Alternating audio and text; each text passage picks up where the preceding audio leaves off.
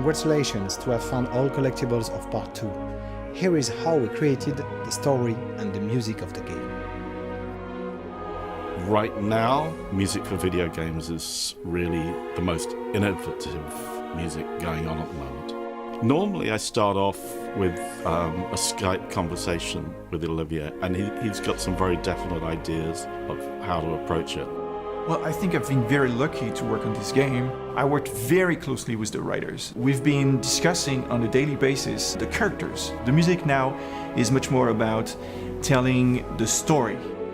The subtlety we want to convey in the game go through the music first. The war has to be personified in a way, and the music plays that role. The orchestra is there to express a lot of colors. With Impressionism, I have a lot of, harmonics that are like all spread around. It's quite simple, you might say, but all of a sudden it takes like a lot of dimensions. For us, it was story first, and it was, as long as we make a strong character-driven story and use the war as a backdrop rather than make it about the war, that was our focus. The core aspects were in place, the two characters, the animals, but there was a lot of story and a lot of things that DigixArt wanted to get into the game.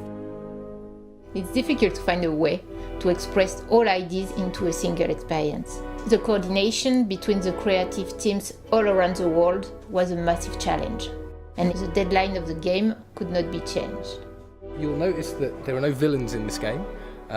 Each of the characters that you think may be a villain will hopefully have a redeeming arc somewhere. When you're dealing with a subject matter like war, to talk about things in terms of good and bad and right and wrong, it just feels so absolutely wrong. We just wanted to write everybody is very, very human, and everything is just shades of morally grey. It's up to the player to kind of decide what they think is best in any given situation. There's real opportunity for there to be an emotional response.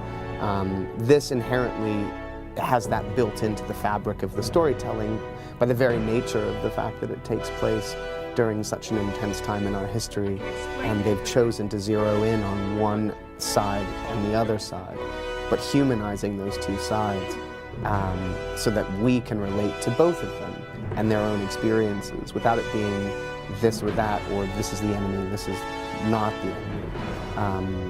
And I think that will be really powerful.